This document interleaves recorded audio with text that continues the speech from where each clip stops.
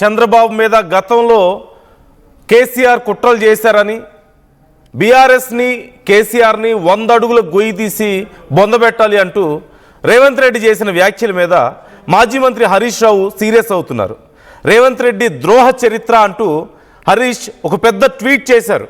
అడుగడుగున వెన్నుపోట్లు అనుక్షణం అబద్ధాలే రేవంత్ చరిత్ర అంటూ చెప్తున్నారు.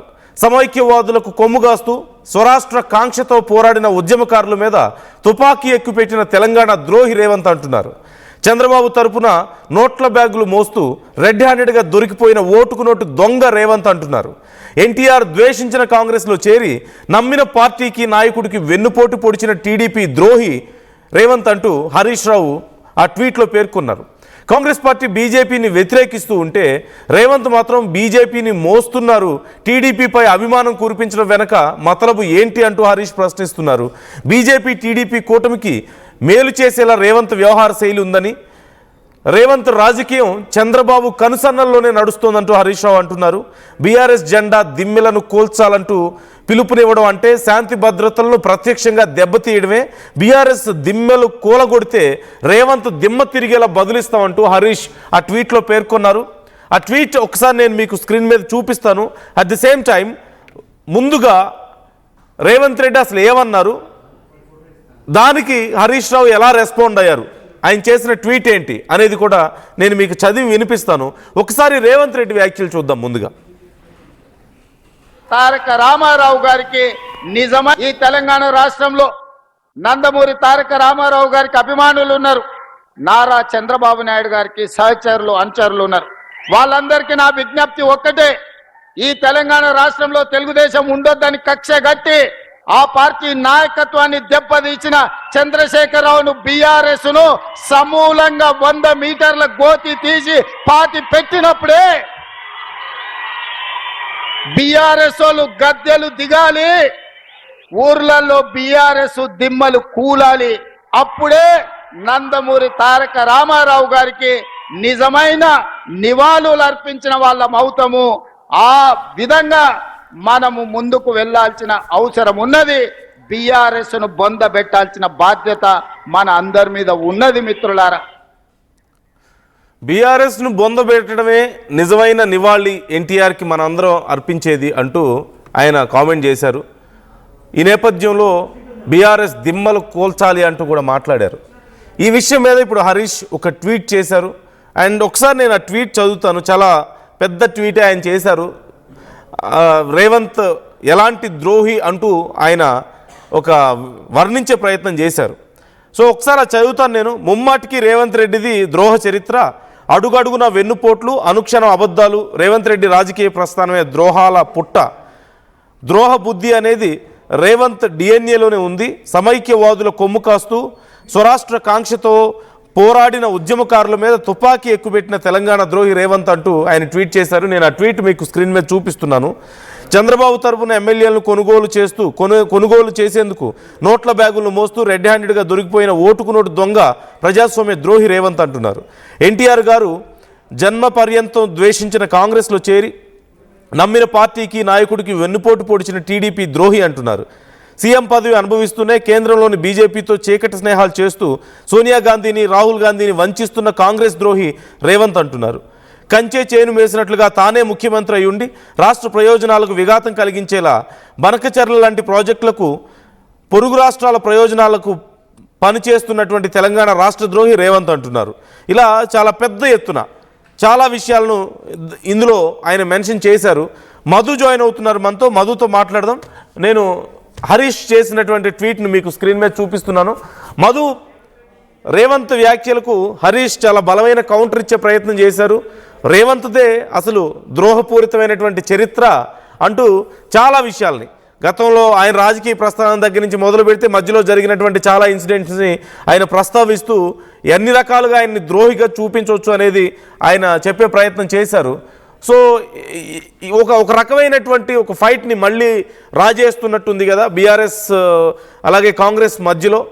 సో ఎలా చూడాలి ఈ ఫైట్, ఎటువైపు టర్న్ తీసుకోబోతోంది? ఎగ్జాక్ట్లీ రేవంత్ రెడ్డి కాస్త బీఆర్ఎస్ పైన మాట్లాడారు కాబట్టి దానికి వెంటనే కౌంటర్ ఇచ్చారు మాజీ మంత్రి హరీష్ రావు. ముమ్మాటికి రేవంత్ రెడ్డిదే ద్రోహ చరిత్ర, అడుగు అడుగున వెన్నుపోట్లు, అనుక్షణం అబద్ధాలు. రేవంత్ రెడ్డి రాజకీయ ప్రస్థానమే ఒక ద్రోహాల పుట్ట, ద్రోహ బుద్ధి రేవంత్ రెడ్డి డిఎన్ఏలోనే ఉంది అంటూ మాట్లాడారు. గతంలో సమైక్యవాదుల కొమ్ము కాశారు. ఇప్పుడు సొంత రాష్ట్రం వచ్చిన తర్వాత కూడా ఉద్యమకారుల మీద తుపాకీ, ఆ టైంలో తుపాకీ ఎక్కుపెట్టినటువంటి చరిత్ర ద్రోహి, తెలంగాణ ద్రోహి రేవంత్ అంటూ మాట్లాడారు. చంద్రబాబు తరఫున ఎమ్మెల్యేలను కోడేందుకు నోట్ల బ్యాగులు మోస్తూ రెడ్ హ్యాండెడ్ గా దొరికిపోయినటువంటి ఓటుకు నోటు దొంగ, ప్రజాస్వామ్య ద్రోహి రేవంత్ అంటూ మాట్లాడారు. సో ఆయన మాట్లాడుతున్న సందర్భంలో ఇంకో కొన్ని కీలకమైనటువంటి స్టేట్మెంట్ చేశారు.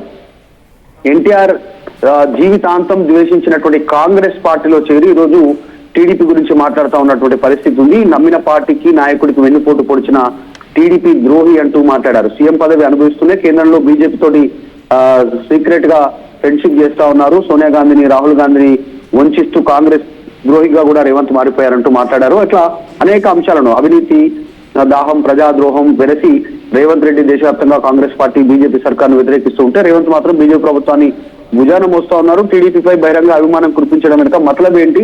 ఇదంతా రాహుల్ గాంధీ గమనించాలి. కాంగ్రెస్ శత్రువులైనటువంటి బీజేపీ, టీడీపీ కూటమికి మేలు చేసేలా రేవంత్ వ్యవహార శైలి ఉంది. పగలు రాహుల్ గాంధీ జపం, రాత్రి బీజేపీ, టీడీపీ దోస్తీ అంటూ స్టేట్మెంట్ చేశారు. ఇలా ఇంకా అనేక అంశాలను మెన్షన్ చేశారు. ఇక్కడ ఈ కన్వర్సేషన్ లో రేవంత్ రెడ్డి మాట్లాడినా దానికి హరీష్ కౌంటర్ ఇచ్చినా సరే, మొత్తానికి బీఆర్ఎస్ కాంగ్రెస్ మధ్యలో ఎందుకు ఇప్పుడు టీడీపీ హైలైట్ ఎందుకు అవుతుందంటారు? How can we understand? అసలు ఇక్కడ ఏదైనా లాజిక్ ఉందా? ఇప్పుడు ఇంపార్టెన్స్ ఏమైనా ఉందా? టీడీపీని ఎందుకు హైలైట్ చేస్తున్నారు అసలు?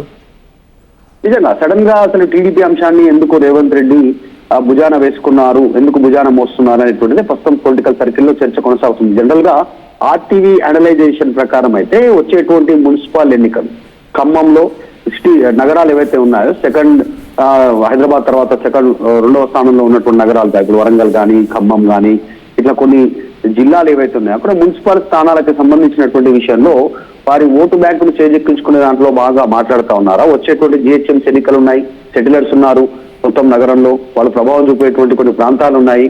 సో వారిని తమ వైపుకు తిప్పుకునే దాంట్లో బాగా మాట్లాడుతూ ఉన్నారు. సో మాట్లాడారు. కానీ ఆయన మాట్లాడుతున్నటువంటి దాంట్లో హరీష్ రావు చెప్తా ఉంది అంటే అసలు కాంగ్రెస్ కు జీవితాంతం వ్యతిరేకంగా పోరాడినటువంటి party TDP, Telugu Desam party, NT Rama Rao. ఇప్పుడు ఎన్టీ రామారావు పేరు తీసి మాట్లాడుతూ ఉన్నారు, అర్హత లేదంటూ మాట్లాడారు. ప్రస్తుతం నిజంగానే ఆంధ్రప్రదేశ్ లో టీడీపీ, బీజేపీ, జనసేన 3 అలయన్స్ లో ఎన్డీఏ గవర్నమెంట్ ఉంది. అక్కడ ఆల్రెడీ వాళ్ళ మిత్రులు అంత ఫ్రెండ్షిప్ ఉంటే కాంగ్రెస్ కు వ్యతిరేకంగా చంద్రబాబు నాయుడు పనిచేస్తా ఉంటే ఒకవైపు, చంద్రబాబు నాయుడు పార్టీని ఈ రోజు పోవడం వెనకాల ఉన్నటువంటి రీజన్ ఏంది అనేటువంటి స్టేట్మెంట్ చేస్తూనే శాంతి భద్రతలు కాపాడాల్సినటువంటి పోలీసుల బాధ్యత ఎటుపోయింది. సాక్షాత్తు డైరెక్ట్ గా ముఖ్యమంత్రి ప్లేస్ లో ఉన్నటువంటి వ్యక్తే ఈ రోజు రెచ్చగొట్టేలాగా, విద్వేషాలను, బహిరంగంగా నేర చర్యలను ప్రోత్సహించేలాగా మాట్లాడుతూ ఉంటే డీజీపీ ఎందుకు సైలెంట్ గా ఉన్నారు? చట్టం అందరికీ ఒకటే నిరూపించేటువంటి ధైర్యం పోలీస్ శాఖకుండా ఇప్పుడు మాట్లాడతారా అనేటువంటి స్టేట్మెంట్ చేశారు. ఎందుకంటే రేవంత్ రెడ్డి మాట్లాడుతూ బీఆర్ఎస్ దిమ్మలు కూలగొట్టాలనేటువంటి స్టేట్మెంట్ చేశారు. ఇది ఒక రకంగా ఉద్రిక్తతలను రెచ్చగొట్టేటువంటి పరిస్థితి. వాస్తవానికి రేవంత్ రెడ్డి మాట్లాడుతున్న దాంట్లో అసలు ఎన్టీఆర్ ని ఇందులోకి మాటల్లో భాగంగా చెప్పారు. ఎన్టీఆర్ కి నివాళులు అర్పించాలంటే బీఆర్ఎస్ ఉంటుందని. అసలు ఎన్టీఆర్ కు బీఆర్ఎస్ కు సంబంధం లేదు. ఎన్టీఆర్ ఉన్న సమయంలో టీఆర్ఎస్ కానీ బీఆర్ఎస్ పార్టీ కానీ లేదు. చంద్రబాబు సంబంధించినటువంటి తర్వాత తెలంగాణ ఉద్యమం ఎన్టీఆర్ ఉన్నప్పుడు లేనే లేదు. ఆయన ఉన్నప్పుడు సెకండ్ మలి విడత ఉద్యమం. సో కావాలని ఎన్టీఆర్ కి సంబంధించిన అభిమానులని తమ వైపు తిప్పుకునే దాంట్లో బాగా మాట్లాడతారు. మరి చంద్రబాబు పేరు ఎందుకు తీసుకోవట్లేదు? ఒకవేళ రేవంత్ రెడ్డి తీసుకోవాలనుకుంటే టీడీపీ గురించి, చంద్రబాబుకు మద్దతుగా ఉండాలనుకుంటే, చంద్రబాబుకు అండగా ఉండాలనుకుంటే బీఆర్ఎస్ ఉంటుంది అనేటువంటి స్టేట్మెంట్ చేయాలి. మరి ఆ స్టేట్మెంట్ రేవంత్ రెడ్డి ఎందుకు చేయట్లేదు?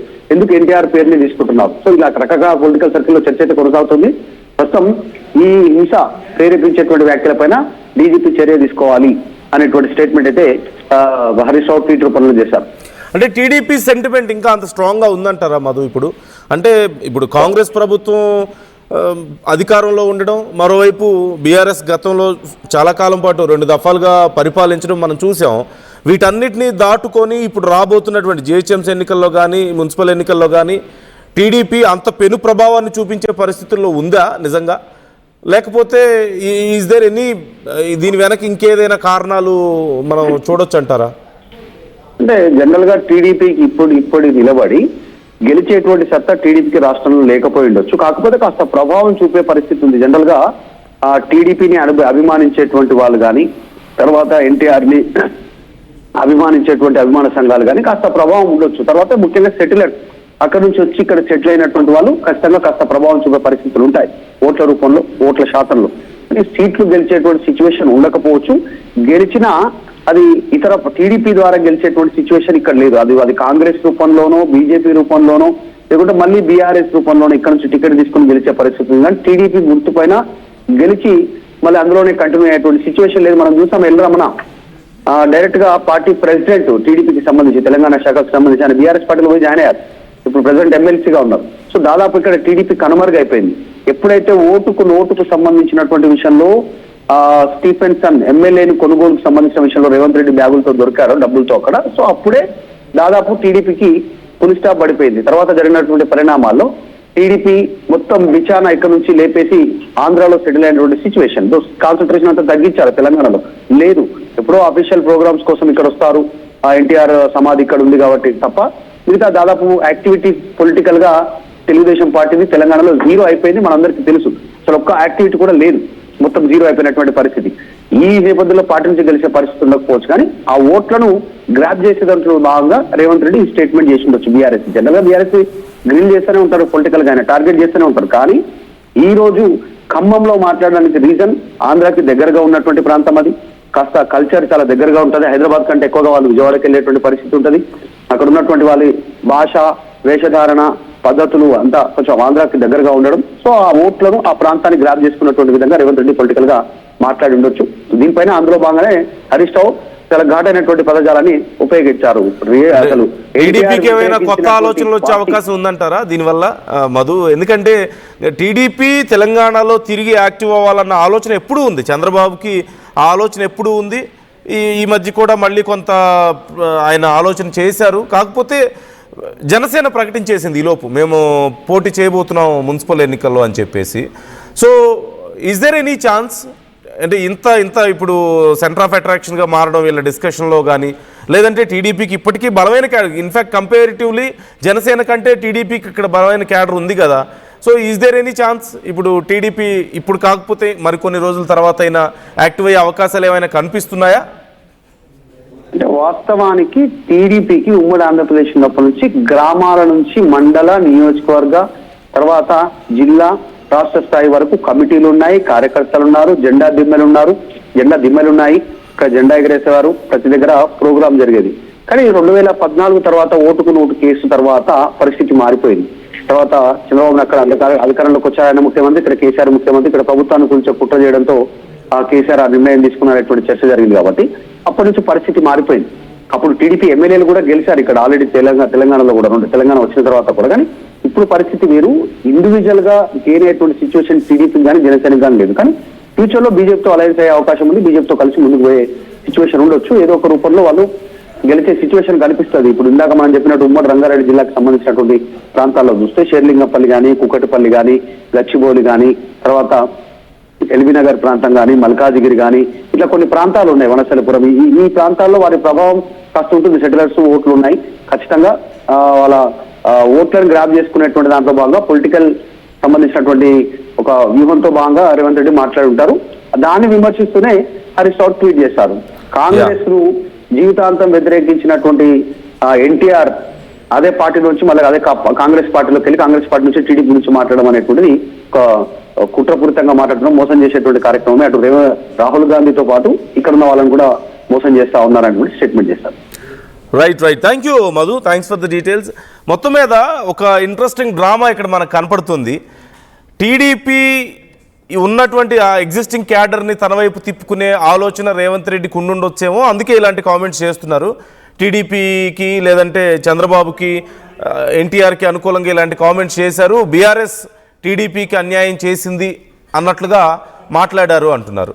మరోవైపు టీడీపీ అనే అస్త్రం ఒక కాంగ్రెస్కి గతంలో బెడిసి కొట్టింది. రెండోసారి బీఆర్ఎస్